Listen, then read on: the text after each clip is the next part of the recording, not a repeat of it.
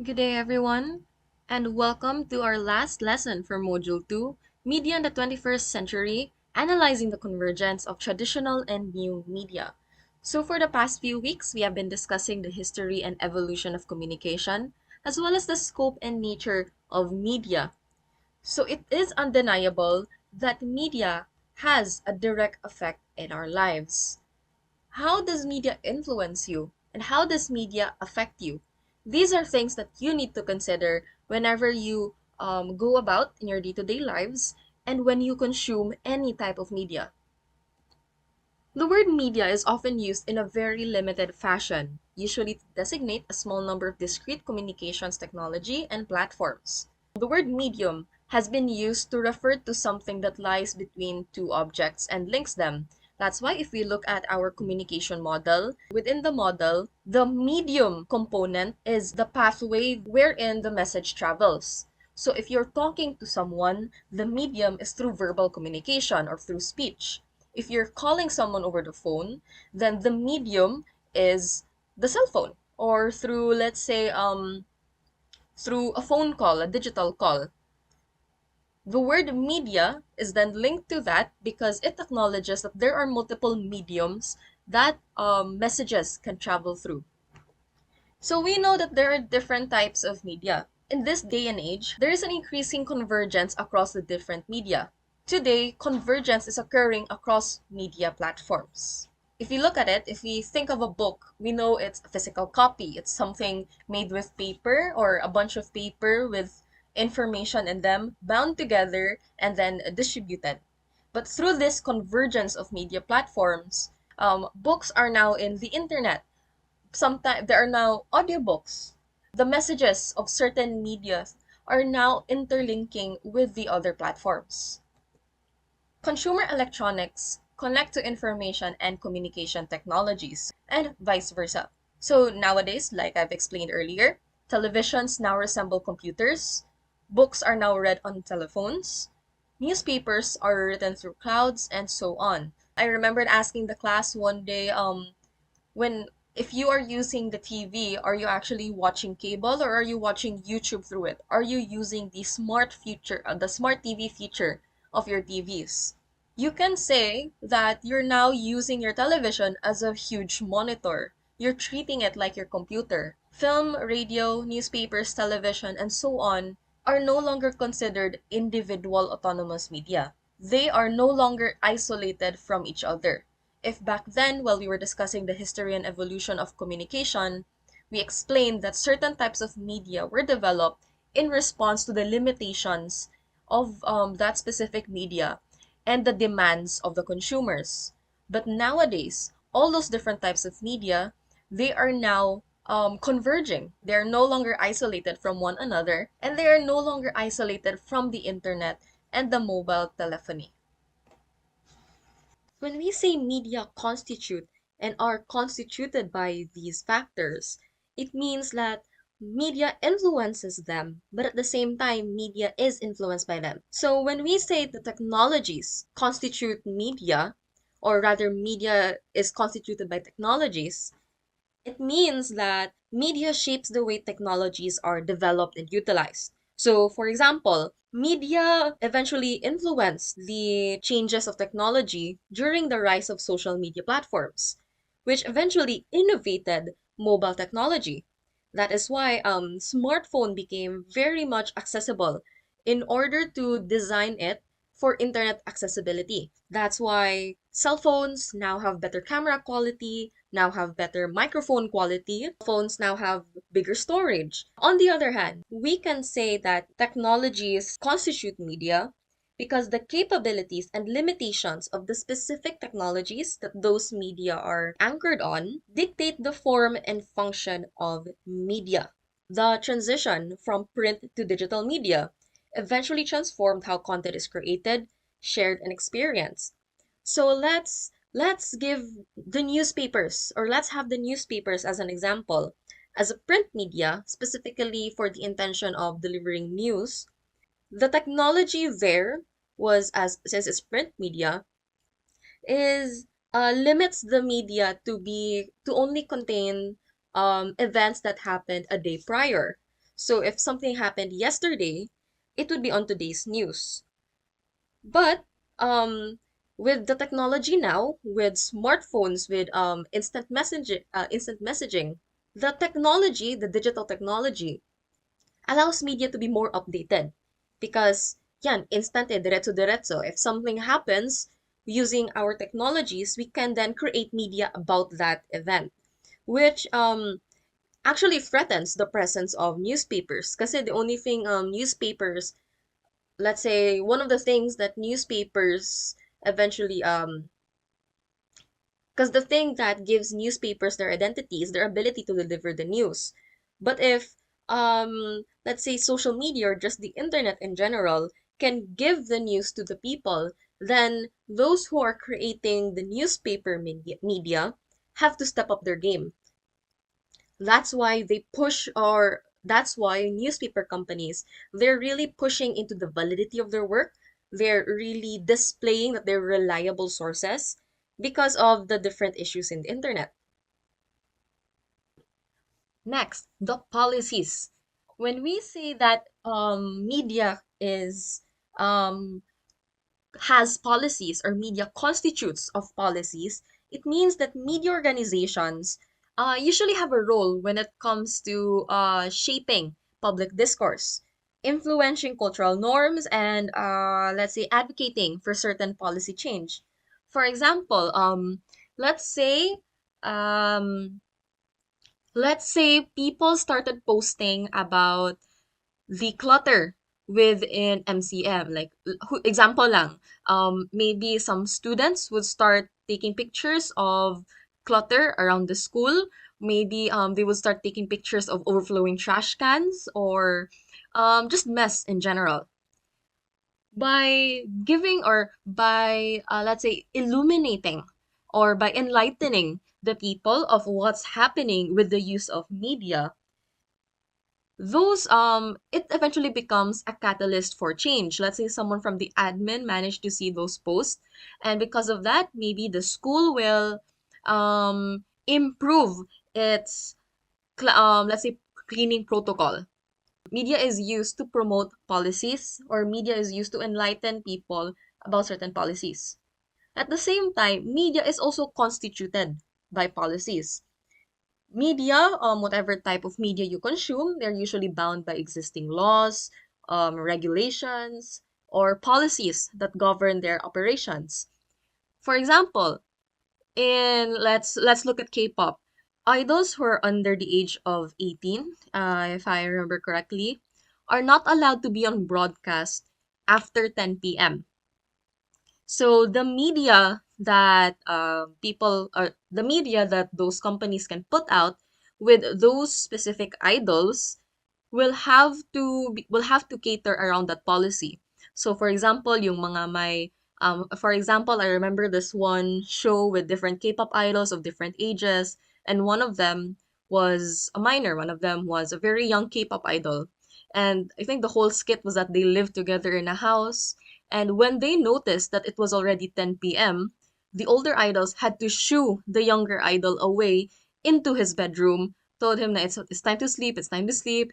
We can't show people that you're still awake at this time, or since the cameras around the house, they are technically filming content, it is against the law for them to be filming him. So yeah, I remember that episode ending with the younger idol. I think he was still like 16 around that time, 14, 15, 16. The younger idol being tucked in bed, and the rest of the older idols proceeded as planned. They continued with the rest of their night. So you can say that yes, like the policies that are in place eventually monitor the type of media that is being released. It also tackles with intellectual property laws, content restrictions, and what type of media certain companies or certain production houses can produce and how they eventually disseminate information. So when we say genre, media constitutes genres. So in order to really build upon a genre, you need to have sources of information. So let's say you are into the detective genre, the film noir, the true crime type of genres. So when you want to look for something along that genre, like you're into problem solving skills or problem solving stories, the ones with mystery, you can read mystery books. Maybe you can also listen to true crime podcasts, or you can also watch detective movies. The media is used to build on a genre, and at the same time, media is constituted by genres. Whatever media people produce, it does eventually fall into certain types of genre. If the media is about two people slowly falling in love after having a little meet cute at a cafe, then the genre is probably romance. But if there's a little comedy sprinkled in there, then it's rom-com. If the type of media is, let's say, a football game that's currently going on or a basketball game, then the genre is sports. Next are the workers. These are the people who make media texts through performances and recordings. So, of course, media constitute workers. So, when we say media constitute workers, usually media is responsible for the way how certain workers are portrayed. And with that, it builds upon this expectation. So, let's say media frames call center agents in a negative way. Even if it's not true, the way they are presented in media does reflect how they are being treated in society. How people are portrayed in media does affect their work at the same time. Media is constituted by workers. These are the people who make media. These are the people who are not only in front of the camera but are also behind the scenes. These are the authors, the producers, the content creators. It's very possible you guys are workers as well. But at the same time, it's very likely you guys are made or are part of the audience. The media constitutes the audience. The type of media you consume dictates the type of audience that you are. So if you're into let's say you are a person who is very into history. You like to read history books, you like to watch documentaries, you like to play games that tackle historical concepts, like for example the Forgotten City. That's a video game that dabbles with a bit of history. So the media that you're consuming actively defines who you are. Because it's also possible that the type of media you consumed eventually shaped your identity. Maybe you've played one game, or maybe you've played one round of let's say, yeah, for example, the Forgotten City. I don't know if you guys are familiar with that game. It's a game where you just go on this time loop, and if you do a sin, people turn into gold, something like that. Let's say this is your first time playing that game. You had fun, and since that game is very influenced by Greco-Roman culture, you suddenly start become interested in Greco-Roman culture, in ancient Greece, in ancient Rome.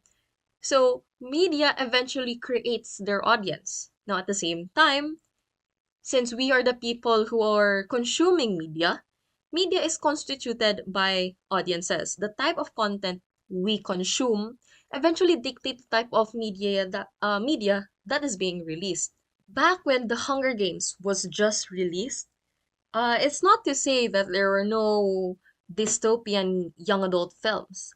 It's just that people saw, or the book publishers, the authors saw that people were just eating up the concept of a dystopian young adult type of story wherein the heroine has to fight or has to work for her own survival right after the success of Hunger Games. The book series Divergent came out. If I recall correctly, Divergent was made while the author was still in her college dorm. Now, I'm not saying that if you are still in college, that doesn't make you a good writer, but it shows that people have been drafting these things up. And with the success of Hunger Games, maybe the Divergent series were already in were already in publication, but since the rise of Hunger Games, people are trying to itch this scratch of trying to find the same entertainment that's in the same shape as Hunger Games. And here comes Divergent and the Divergent series, wherein, ooh, there's this strong-willed girl. She's unique, and then look at it, you can be classified into something. So in the same way that in the Hunger Games they were classified according to districts, in the Divergent series, you're classified according to this most prominent quality that you're into. I After that, I personally noticed in bookstores there was a rise of dystopian YA novels. But based from the comments of my book reader friends, it's getting a bit too much for them. Like at that point it felt like published fan fiction, and that's not usually the best comment there is because people were eating it up. Media shaped itself to be consumed. Because remember, the goal of media is to be read, to be watched, to be consumed. I guess that's the word for it. Next, lastly, media constitutes the environment. Now, when we say media constitutes the environment, this highlights how media affects the social, cultural, ecological environment that we are in. Media production, let's say, when we say media constitutes the environment, the media that you revolved your friend group around is the thing that created your environment. Maybe when we say media constitutes the environment, um, this class, we can say that the introduction of multimedia arts is an effect wherein media eventually created something in your educational environment. Because, of course, the root of this course is understanding the media in our lives and how to effectively use it in order to communicate with other people. Now, on the other hand, when we say media is constituted by our environment, it states that whatever media is being made, it is because of the things around us. A lot of Filipino films, let's say, a lot of Filipino films showcases people in poverty or this in the lower middle class. And it's because that is where a majority of the Filipinos are, at least in the socioeconomic landscape or in the socioeconomic structure. At the same time, let's look at it in both ways of media constituting the environment and media being constituted by the environment is, let's say, the accessibility of media. Um, if there is a book, let's say there is a written book and it has released an audiobook version, um, those who are those who have disabilities, maybe those with those with vision impairments can enjoy the media. So they might eventually, or maybe those types of people would eventually revolve or surround themselves around books that allows aid or assistance to those with visual disabilities. Now, at the same time, certain medias can be made in response to the environment. Maybe there was maybe there was a rise of cases of visual impairment. Maybe a study has been released that showed that children at such a young age have already trouble seeing. Maybe it's because of exposure to screens or whatnot. So certain types of media are now adapting itself to be more accessible to those types of people. That's how media integrates itself into our lives. So it's undeniable that media has a huge role in our lives. If you think that media does not have a huge role or influence in our daily activities, then why is it that? But if you also think that media has a huge role in our lives, you also need to think why. Like what is the power that we are giving to media that is allowing it to influence us in the most mundane things? Now, one of the most important roles of mass media is the news and announcement broadcasting. It keeps us up to date about the latest news, trends, and even the weather reports every day. Back then, back in grade school, back in high school, while preparing for school, you would probably have the TV on.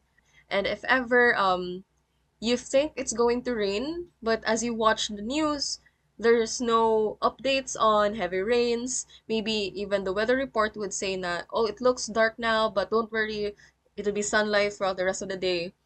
That simple piece of news is already affecting our day, is already affecting our lives. But if the news report or the weather report would say, it's the cloud is getting dark, the sky is getting dark now, and this does have a high chance of rain, and it's probably heavy rain. So that information alone will change your day.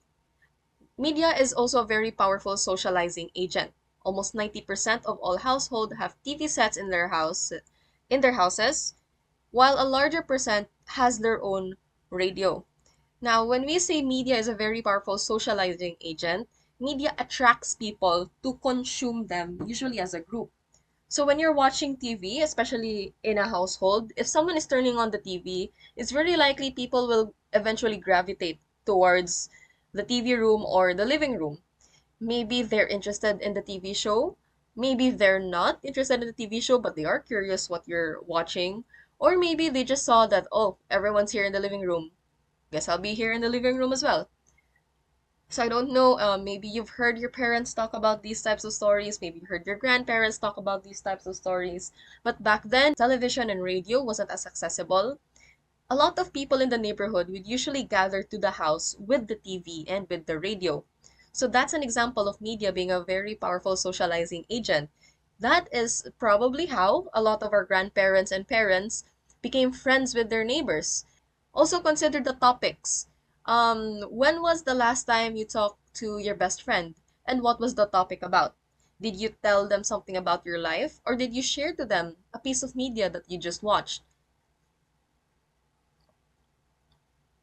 Media is also our window to other countries and is also the chief agent of globalization. So for example, let's say you're a big fan of K-dramas, but you haven't actually been to Korea. I'm not saying that this is a bad thing, but it's very likely that you have, or the idea of Korea that you have in your mind is the South Korea that you saw in shows. Not necessarily in the rom-com K-dramas, but just any Korean media in itself. If you're a fan of K-pop idols, maybe you've seen a glimpse of Korea through their vlogs, yung mga a day in their life vlogs ng mga ano natin, ng mga K-pop idols natin. So media, through that sense, gave us a window to what other countries are like. And through that, it's a chief agent of globalization.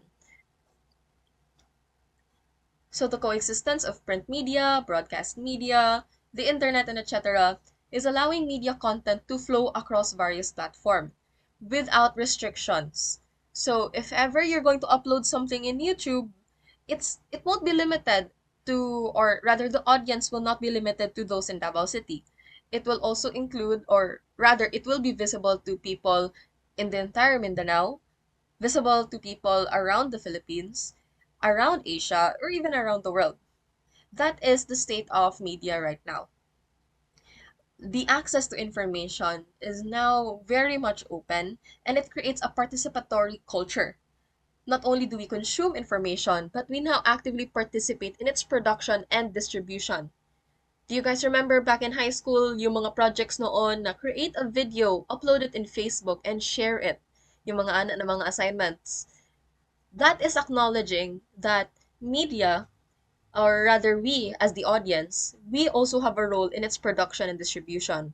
Algorithm can only get us so far. That's why for those who are artists in Instagram or content, or rather content creators in Instagram, likes and comments, they help with the algorithm, but sharing posts goes a long way because we acknowledge the power of audience in the production and the distribution. Kasi the type of content that you will make influences whether or not it will be distributed. So if you see that, oh, my fan art for Demon Slayer is getting more interactions compared to my fan art for, let's say, Doraemon. So their participation to certain types of media is influencing the production. So if your goal for now is to get like a huge following, so you'd probably start churning out more Demon Slayer content. So it's affecting the production. And because of that, because a lot of people like your Demon Slayer content, your fan art ba yan, kung ano ba yan, then they are actively distributing it. I myself, I'm an active distributor. I actively share posts, I actively share art if I like the art or if I like the content. So, yan, at least it's us being aware. That detail of audience taking its role in the production and distribution aspect of media has opened up more opportunities and greater audience participation in information and knowledge sharing. That's why certain artists they integrate their social movement, their stances into their art, which allows people to actively engage in it. In effect, new media and converging technologies are now creating new spaces for self-expression and participation in public discourse, opening a wide range for social, economic, and political debates about certain issues. The new media platforms are now allowing citizens to consciously engage in the democratic process in their societies. Let's look at Halalan 2022. People are sharing posts about their preferred candidate. They are discussing, they're openly engaging in online interactions that try to convince people that their candidate is the best choice. Of course, whether it's successful or not, it is an example of how the type of media that we are in, or the type of media we commonly engage in, does encourage us to perform these types of democratic processes. And maybe through these democratic processes, we become more aware of what's happening in local societies. So, for example, back during the halalan, one of the reasons why people would vote for this candidate is because the candidate has stances that are very beneficial for their local issue, because maybe something was happening in their own city, in their own province, and the solution to this problem is within the platform of that candidate. So yeah, it allows you to be open, or it allows your eyes to be opened to whatever it is that's happening across our country. So this is a chart showing the social media penetration in Southeast Asia as of January 2020. So we don't know kung ano pa ba yung state ngayon. It's been 2024. This was during the time of the pandemic, back when people were really latching onto social media for socialization, for entertainment, to not get cabin fever, so to speak. This chart shows the average daily time spent on media and digital devices of internet users in the Philippines as of the third quarter of 2019. Now, the third quarter of 2019, that is 369, that's around September 2019. So, by the third quarter of 2019, an average user in the Philippines spends around 9 hours and 45 minutes. That's the chart up there. Just using the internet. It's not specifically to social media, but they're using the internet. Now, we have to consider media in a changing world. Media is ever changing. It will not do us any good if we would anchor ourselves to a specific type of media, if we will refrain, or we will restrict ourselves to a certain form of media. We need to learn to adapt and evolve. And in the same way, this is because media itself is adapting and evolving. Now, with the media in the changing world, the person's perspective will influence how something is understood and how it is studied. That is the main stance when it comes to analyzing how media affects the changing world, or how it adjusts to the changing world. So when a new technology is introduced in a society, it's generally framed as both something that will save the world and as something that is intrusive and threatening. So for example, back when AirPods rather, were introduced, some people were like, "Oh, this is good because one of the greatest, or one of the biggest problems of mine is having my wired earphones be caught in a loop, or like just be tangled up or whatever."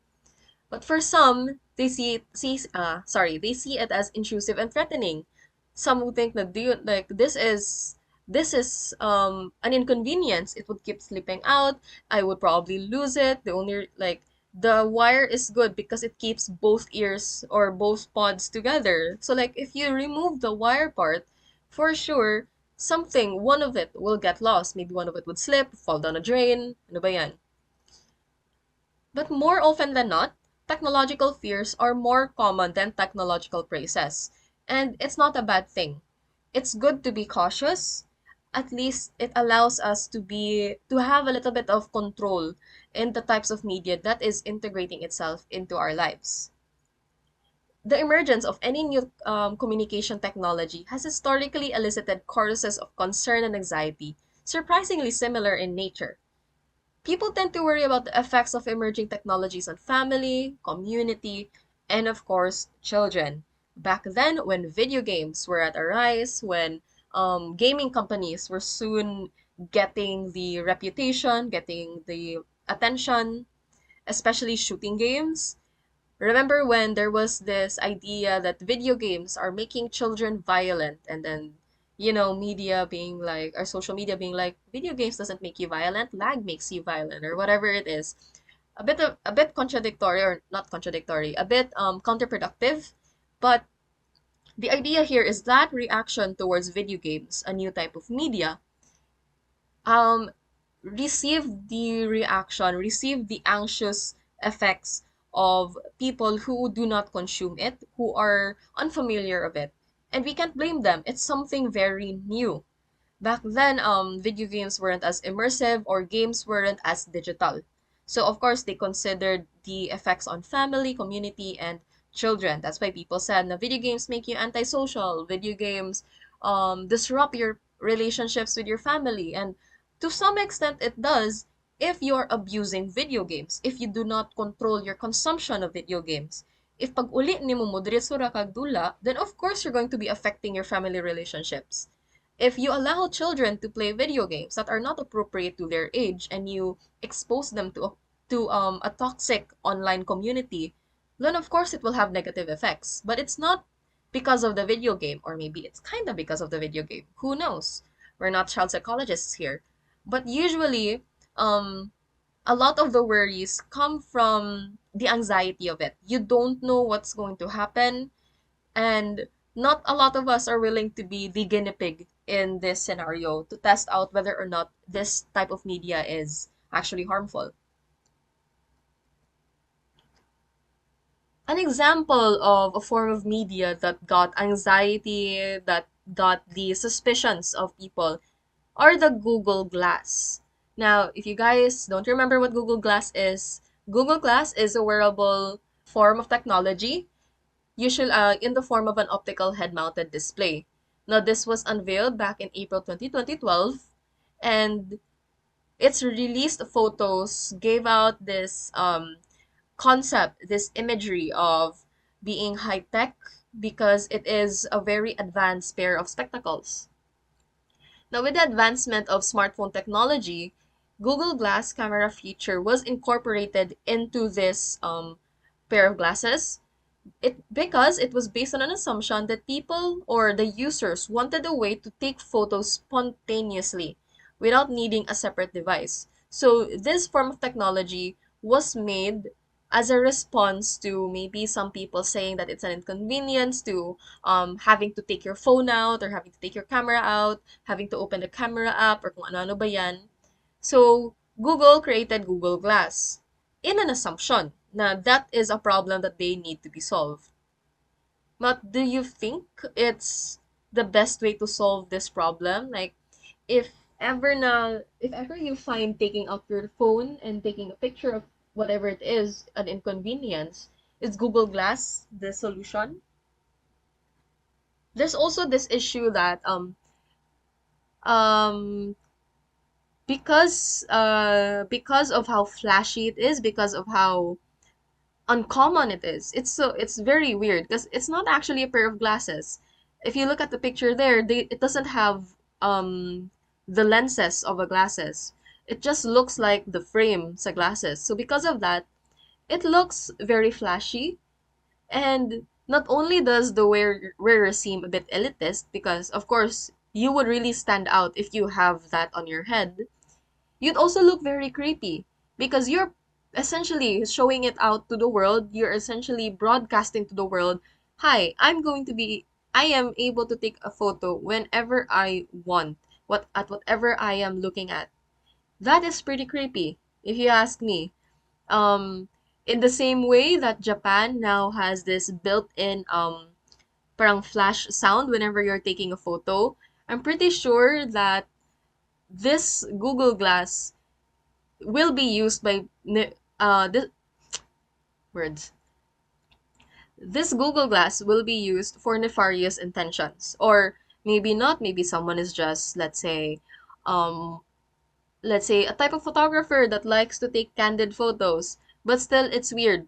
People can't consent to whatever photo you're taking because you can take a photo at any time you want. People will feel unsafe, and etc. etc.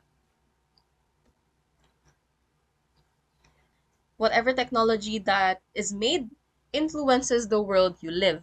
So regardless of whether its influences are positive and negative, or negative rather, each technology changes how people communicate and interact. That's why you might have seen signs around in restaurants, drop your phones, go back to the 70s, talk to whoever it is you're sitting with, or whatever sign people decided to mount up on their walls. It is acknowledging that the introduction of cell phones have affected how people communicate within their physical stores. Maybe the owners noticed that back then people were not on their phones, they were just talking with people they're sitting with, but nowadays they are sitting in the same booth but they are on their cell phones. Now, of course, they weren't on their phones back in the day. Cell phones weren't being made back then. You have to adjust to whatever technology is apparent today. Because here's the thing, if they really wanted to talk to whoever it is they're sitting with, then the people will put their phones down. And at the same time, our etiquette in society has updated. It seems it's considered a bit in bad behavior and bad taste if you don't talk to whoever is sitting with you at all. Like, paglingkod pa lang mo diretso mog cellphone, some would say it's in bad taste, especially if you invited them. Usually, you would at least try to talk to them without going immediately to your cell phone. That some people would put their phone face down on the table to show to the people that I am here, I am listening to you. But sometimes during the lull of a conversation, maybe the food is coming out a bit late. Usually that's the time people would revert to their cell phones. Now, it's not an inherently bad thing. It's just that how we communicate eventually adjusted. We eventually adapted. So the constant amongst all technologies, from cave drawings to the internet and whatever technology that will arise next, is that they are inherently relational in their understanding and use. When it comes to, let's say, usage of cell phones in a public space, so however it is they are used, it's relational to how that person understands and uses cell phones. So if you're a well-adjusted human being, you would know when and when not to take your cell phone out. Um, if you are extremely bored and you understand no people will be offended by you just being on your phone, then you're probably on your phone. A child who does not have any emotional regulation, who cannot or has not learned how to entertain themselves, might see phones as a distraction. Or maybe parents who don't have the energy to, let's say, entertain their kids, see phones as a way to distract their child. Then, of course, there's another conversation in there, but let's not get into it right now. Next, when it comes to media in a changing world, we have to consider the impact of technology. Now, technologies do influence your world, whether you like it or not. Whether you would argue na, ma'am, one day I will plan to live off the grid. I don't want to be attached to technology at all. Which is a bit counterproductive given that you're in a course called multimedia arts. Multimedia is inherently a digital form of communication. There is no type of multimedia arts that's done purely traditionally. Yes, we have our roots in traditional media, but the way we present things is digitally assisted. So, with the impact of technology, we can see it changing not only how we go about our world, but also how we go about our relationships. how we interact with other people, how we interact with the world.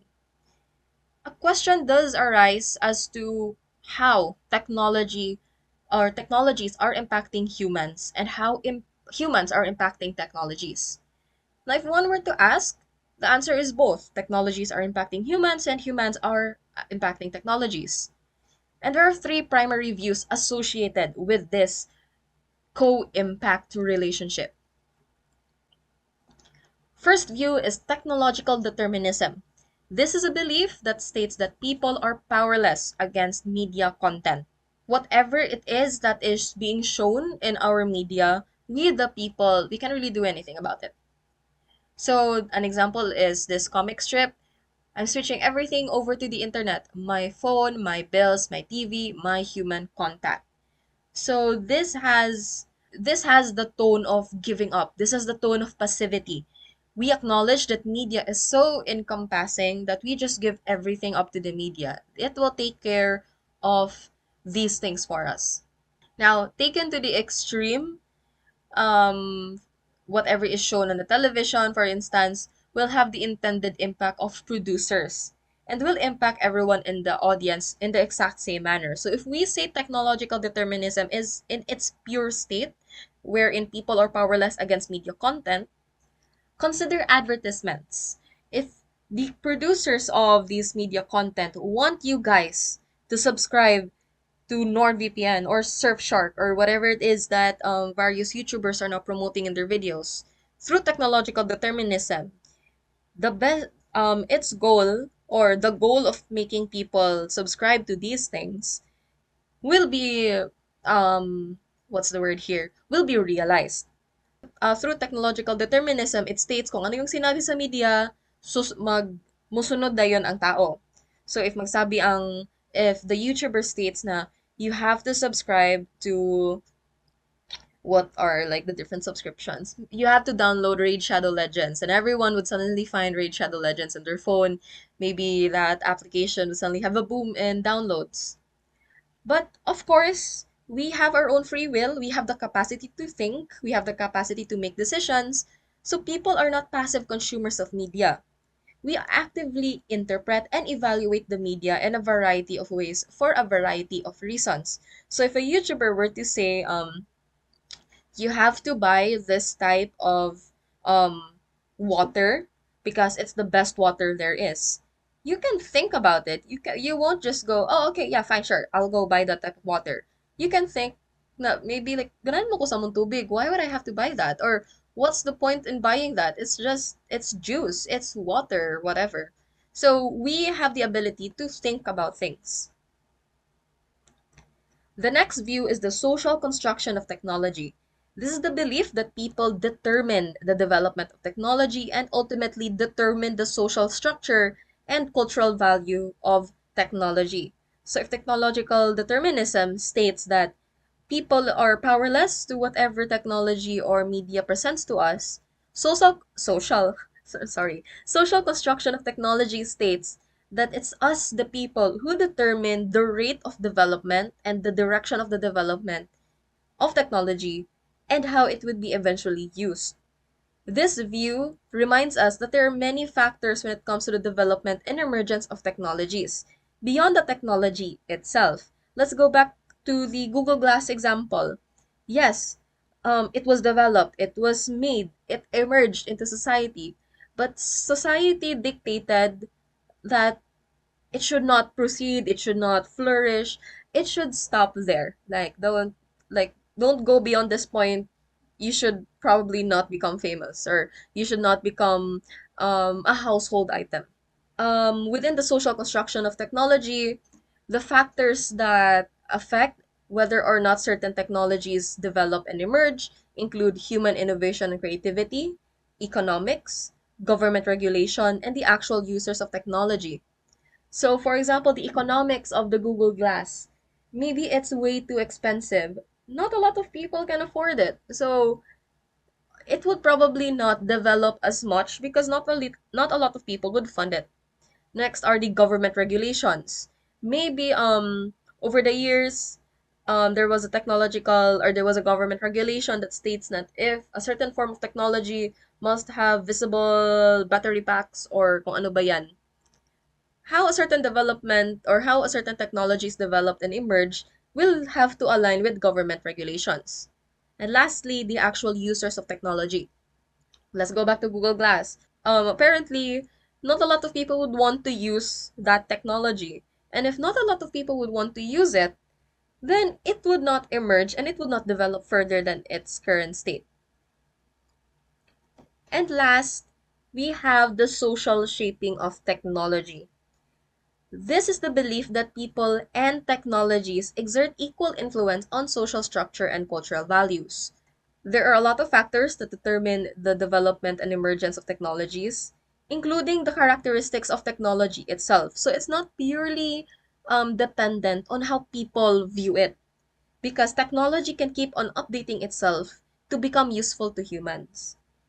So the social shaping of technology views both humans and technology as responsible for what happens in the world. Technology does influence society and humans. And at the same time, humans exert the influence of technologies and society through innovation, creativity, economics, regulation, and the actual use of technology. So this is a best of both worlds type of view. An example of a form of media or a form of technology undergoing the social shaping of technology is the mobile phone. The cell phone has evolved over the years to make our lives easier. So that's the social aspect of it. We want to communicate with people. We want it to be handheld. We don't want to be restricted to the wires of the telephone. So that's why we see the Motorola 8900X2. It looks like those wall-mounted telephones because that's the evolution of the mobile phone. From the name itself, mobile phone, it's a phone that's mobile. It's a phone that you can carry around. So it's modeled after the telephone. But afterwards, of course, various creators of mobile phones are trying to update itself, to one-up itself. And slowly it becomes this very condensed version because the idea is you can put this in your pocket, you can bring this wherever you go. So kaya nga, may Nokia version na tayo, may Alcatel, Samsung. And eventually, um, people started needing demands or people started having their own demands na we want to be like aside from getting calls, we also want to answer emails. We want to look up information. We want to play games. So the cell phones continued to update itself. And of course, the more it updates, technology also becomes better.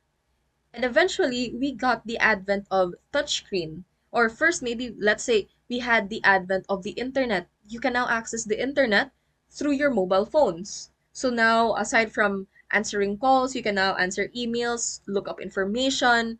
Maybe you can contact people that are outside of your usual reach. And then touchscreens happen. So that's why we now have the iPhone. A lot of the technologies now, they're now touchscreen. So that's a technological aspect of um, media influencing the development of a certain type of technology. So that is the first part for our lesson. Next, we would discuss the relational usage of, or the relational uses of technology in media. I will upload a different video for this one. So I do hope that you guys would check it out and see you in the next video.